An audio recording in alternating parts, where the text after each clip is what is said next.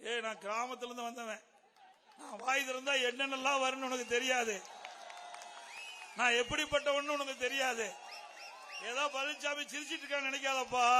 கடந்த கால வரலாற்றை புரட்டி பார்த்து பேசி பழகு. நான் நாட்டிலேயே உதவாக்கர முதலமைச்சர்னா தமிழ்நாடு ஸ்டாலின் தான். உன்னால என்ன செஞ்ச முடியுது இந்த நாட்டுக்கு? 3 ஆண்டு காலம் இந்த நாட்டை குட்டிச்சவராக்குனதுதான் மிச்சம். வேற என்ன பண்ண முடிஞ்சது?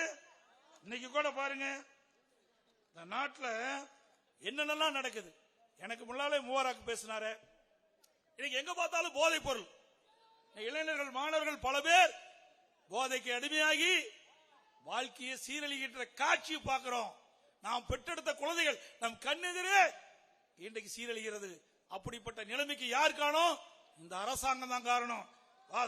போதைப் பொருள் விற்பனை யாரு பாரு, கூட இருக்கிறார் யாரு? போதைப் பொருள் கடத்தல், போதைப் பொருள் கடத்தல், போதைப் பொருள் கடத்தல் மன்னன் கை குலுக்கி ஏதோ வாங்கிட்டு இருக்காரு. என்ன வாங்குறான்னு தெரியல.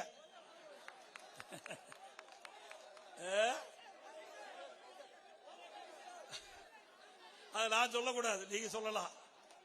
நாகரிகம் நான்